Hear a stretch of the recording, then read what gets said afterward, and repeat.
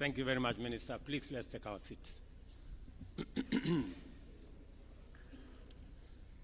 Your Excellencies, Honorable Ministers, distinguished ladies and gentlemen, good morning and welcome to this very important meeting.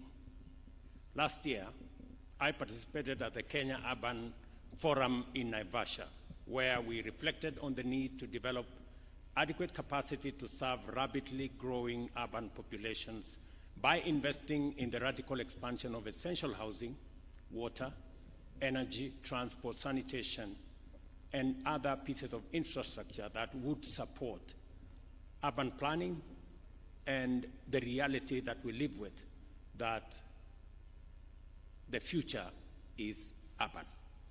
I don't know whether it's correct to say the future is urban, or is it the present and the future is urban. It has been clear for some time now that the future of humanity is urban, and this trend applies to us in Kenya, where urbanization has been steadily growing at the annual rate of about 5%. In fact, at independence, it was 8% of the population in 1963 lived in urban centers. Today, we are at 34%. Projections indicate that this trend will continue, with urban populations expected to reach 50% by 2050. It is equally evident that lack of coordination and planning has deprived us of the numerous benefits of urbanization. Consequently, important economic drivers of development as well as high living standards lead to proliferation of insecure and unsustainable settlement patterns, which undermine dignity, security, safety, and health, while also driving environmental degradation. Looking at our cities today, looking at our urban settlements today, Hinga keeps reminding me that we have 1,410 informal settlements in Kenya, where there is no road network, scarce water, poor sanitation, sometimes no electricity, and people live in very bad conditions. And it is a stark reminder to us as leaders that there is something that urgently needs to be done to sort out the future. Because the future is urban, we must sort out urban settlements.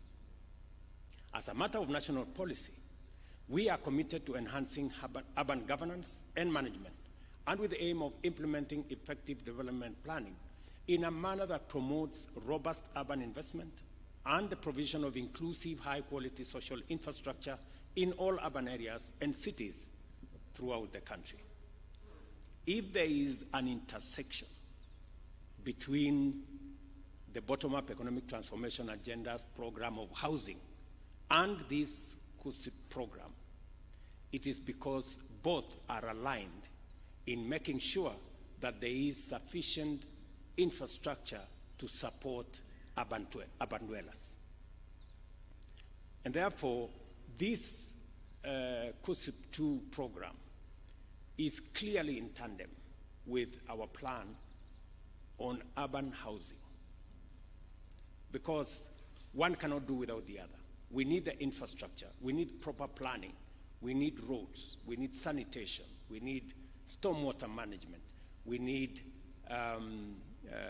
non-motorable transport to be able to facilitate movement in urban areas. But if people are living in slums, it becomes not so much of a benefit. That's why a combination of our plan on social housing, on affordable housing, with this program makes a wholesome program for our cities. Urbanization, ladies and gentlemen, is both a fundamental driver and critical outcome of rapid economic growth. Kenya's under-urbanization presents an opportunity to establish a solid foundation for urban development, thereby improving economic opportunities and living conditions for millions of citizens. And let me contextualize this. The governor of Nairobi tells us that Nairobi will have 10 million people shortly. For us to remove that pressure from Nairobi, it is important for us, like the way we came up with devolution. Devolution was supposed to decongest the center and create alternative centers of growth in different parts of Kenya. Our urban planning must also give us the same opportunity. We need to decongest Nairobi and the other 5 or so major metropolis so that we create alternative settlements in smaller towns, in smaller municipalities, because we all understand that there is now competition between land that we are using for food production and land that is used for settlement. And therefore, townships, towns, and cities will give us an opportunity to remove the pressure that currently is on agricultural land by making sure that we settle people in urban centers so that we can free land that is used for agricultural production to feed the nation. Therefore, from where I sit, we have really an opportunity. Even as we think about the municipalities, I don't think the municipalities take away from the counties. In fact, I think they build the counties. They assist the counties in making sure that pressure is not concentrated on a few towns. And the more we improve governance, the more we improve facilities in the municipalities, the greater the opportunity we give ourselves to remove pressure from the large cities. It is also the reason why we discussed about the county aggregation industrial parks to try and create alternative centers of value addition, agro-processing, possibly manufacturing. It is also the reason why today we have 6 new special economic zones targeted at exports. Again, away from Nairobi, away from Mombasa, into towns like Sagana, into towns like Thika, into Naivasha, into Nakuru, into Busia, and we will continue to expand those facilities so that we make sure that we create real alternative centers of growth, working with counties as we manage this imminent urbanization. Well-managed urbanization is integral to our economic development agenda, aligning with Vision 2030 and the attainment of sustainable development goals.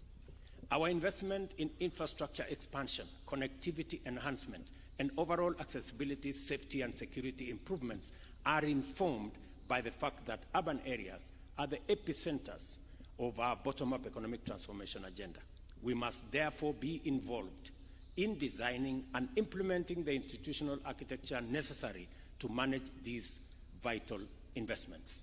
Accordingly, the Kenya Urban Support Program 1 has enabled us to establish foundational institutions that will drive our sustainable and inclusive urbanization agenda. Primarily, this will be the 77 municipalities as well as 2 special municipalities across 45 counties.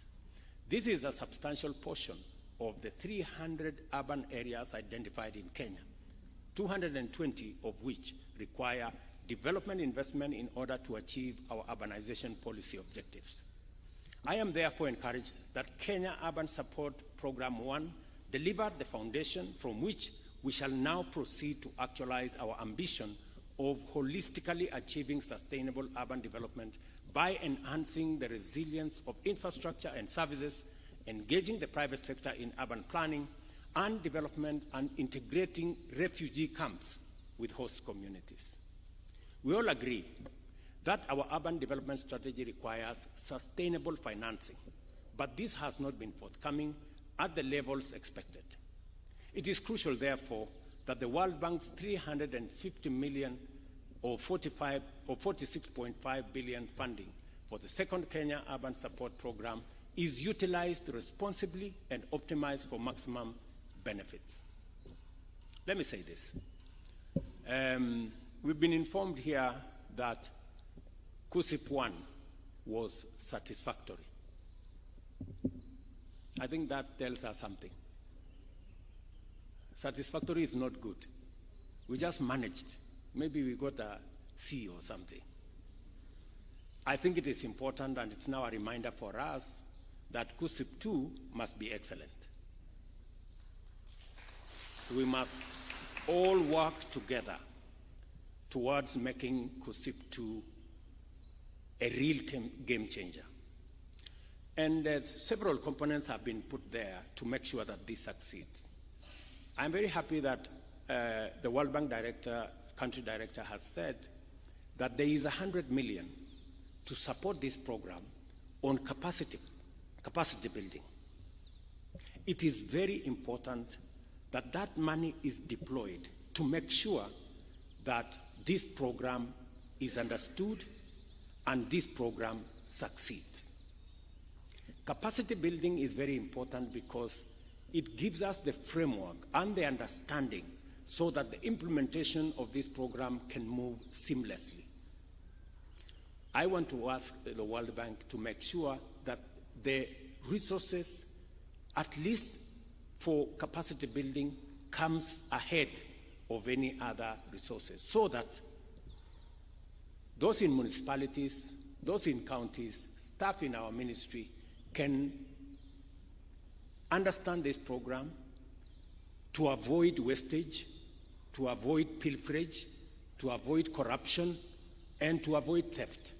Because the reason why we were qualified as satisfactory is because certain things did not go properly. We must get it right this time round.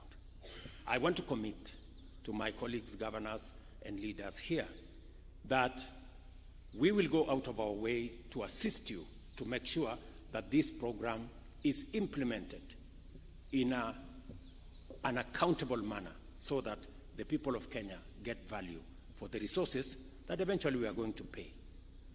Equally critical is the county governments to increase on-source revenue and to allocate a greater portion to urban development activities.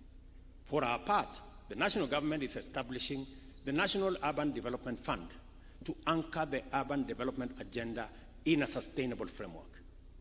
I have already asked the Ministry of responsible for lands, housing and urban planning, and Treasury to sit together so that we can put a framework in place that will give us the resources, working with other partners, to assist us manage the big cities and urban areas so that Sakaja doesn't have to complain that they are left out in this program. But Sakaja has mentioned one more very important thing, that municipalities, cities, and urban areas bring Kenyans from all walks of life into one place, and they create a home there. It helps in the homogeneity of our society, bringing Kenyans together, working together. I think it is a very positive thing.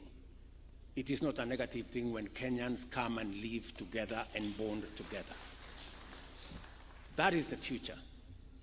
And I think we should encourage townships, municipalities, cities, because that way we not only remove pressure from land for agricultural production, but we also bring Kenyans into a space where we deal with the challenge of ethnicity that undermines our nationhood as a people. There is no doubt that climate change will continue to pose mounting challenges to our development and serious threats to human health and safety, especially in urban areas, where 60% of residents live in informal settlements. I say this statement of 60% with a very heavy heart. because informal settlements, ladies and gentlemen, are very unhygienic, very indecent livelihoods where Kenyans live. And we must do whatever it takes, using the resources we have. The resources we have under COSEP will help us do planning. These resources will help us deal with stormwater, will help us deal with sewage, will help us deal with lighting, will help us deal with titling and organizing our informal settlements. And our housing plan will help us have decent homes for these Kenyans. We have close to 7 million people in Kenya living in informal settlements, and they deserve our attention. The ongoing flooding, owing to abnormally high rainfall, underscores the urgent need for us to address this issue with very particular and specific attention. I am therefore delighted that the second urban support program has a strong climate change mitigation and resilience component, which further demonstrates our commitment to build adaptable cities and communities that are resilient in the face of dynamic environmental risks. In particular, the focus on the most vulnerable through building climate resilience for the urban poor is very commendable, and I will be looking out specifically for municipalities, cities, and towns that are keen on making sure that we support the urban poor. The synergy between the Kenya Urban Support Program and our bottom-up economic transformation agenda is unmistakable. In particular, the program's alignment with the affordable housing strategy pillar presents a unique opportunity to invest in urban infrastructure that supports the realization of the affordable housing objectives in order to deliver holistic, sustainable, and inclusive urban development. As we embark on implementing the second urban support program, we must take advantage of both the achievements and lessons of its predecessor, the most salient of which is the seamless coordination and effective partnership between the national and county governments. The State Department of Housing remains our focal point and must redouble its effort to ensure the project's success is achieved. And I'm very happy staff of the Ministry of the Department of Housing are here to listen to me say this. It is very important. With their tremendous contribution to GDP, our urban areas are significant economic engines and centers of technology development and innovation. In fact, the 5 largest cities alone account for over 70% of our total GDP in Kenya. It follows that their governance and management matters fundamentally for national development. It is critical that county governments prioritize the establishment of full-fledged urban institutions with robust governance and management. Again, I heard Hansen say clearly that they are also going to use resources to support the governance of these cities. I want to ask my friends governors, it is a mark of very strong leadership if you can delegate and if you can make sure that these municipalities have some measure of autonomy for them under your supervision to make sure that they deliver on the program that you give to them. It is really a mark of very strong leadership if you can assign other people to do the job at that other level. Of course, still under your management and supervision. And I think this program will be keen on how governance relations between the municipalities, the cities, the counties, of course, and the national government, how we relate for the better delivery of this program. I take this opportunity to appreciate with gratitude the support of the World Bank, whose investment and leadership have done so much for the transformation of our centers of accelerated development. We do not take your partnership, Hansen and your organization, for granted. We believe this partnership is a partnership that gives us a win-win outcome. It is also important for me to thank the participating county governments for their commitment, which has been demonstrated time and time again over the course of this initiative. I look forward to witnessing a more urgent, focused, and ambitious approach to this program. Let me say this in conclusion. As I have said, this program talks to an imperative that we cannot change: urbanization. As to whether the future is urban or not, I think we have settled that subject. The future is urban. It is now up to us. Are we going to have towns, municipalities, and cities that are planned, or are we going to leave it to be chaotic and confused? The responsibility is ours. Now, with KUSIP 1, we made some strides. We saw a lot of non-motorable transport, several hundred kilometers. We saw a lot of stormwater management. We saw a lot of sewage extension programs. We saw planning of different parts of cities.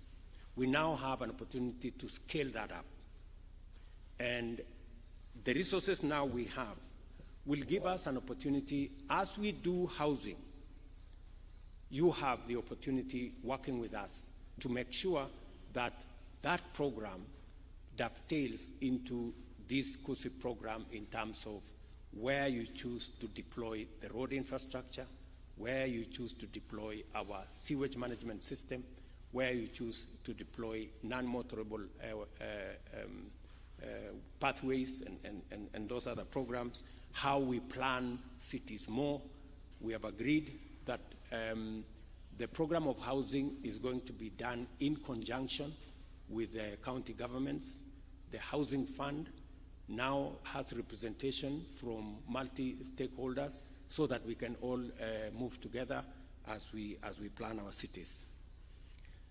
As I have said, there is $100 million, Hansen, did you say, for capacity, $1 million. $1 million for capacity building.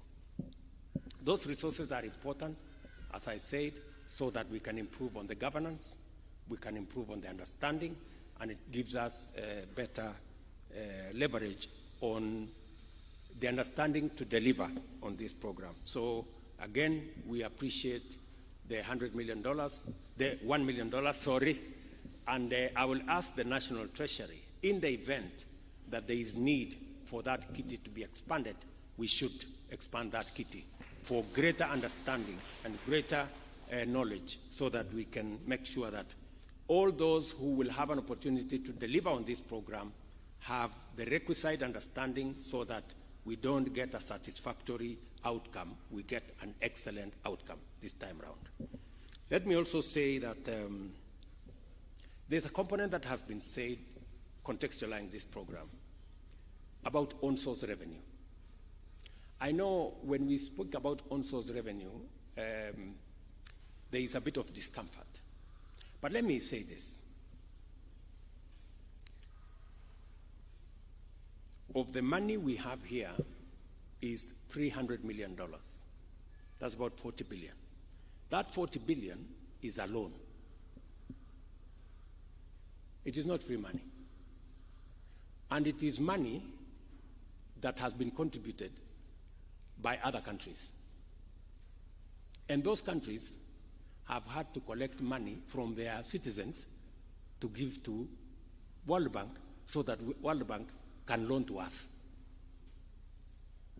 It's just as simple as that. It means even as we use other people's savings, we must begin to grow our own savings. That is the message. Because this loan we have to pay. It's not free money. So we must begin to internalize own source revenue. The same way nationally we are internalizing raising our own taxes. It is just as simple as that. There is no free lunch anywhere in the world. Even as we clap for the World Bank, and they are very good people, and they are friends, but this is money we will pay. You know, when we say we thank the World Bank, people think they have given us money. They have loaned us money. So to understand, to elewane. So as we look for the loan, at the back of our minds, we must be thinking, in future, how do we make sure we don't have to look for a loan? We will build our own capacity to raise our own resources. So,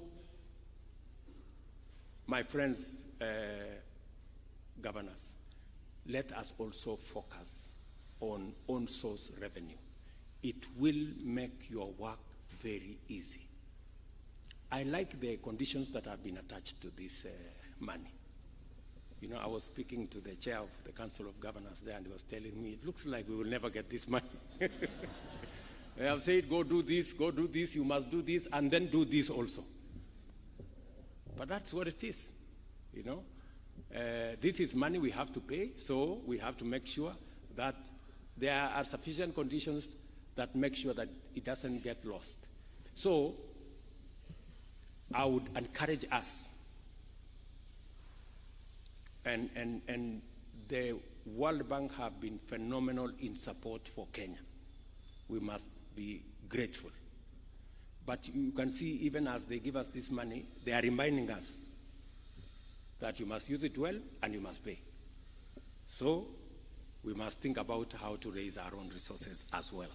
That will go a long way in making sure the partnership between us and the World Bank is meaningful.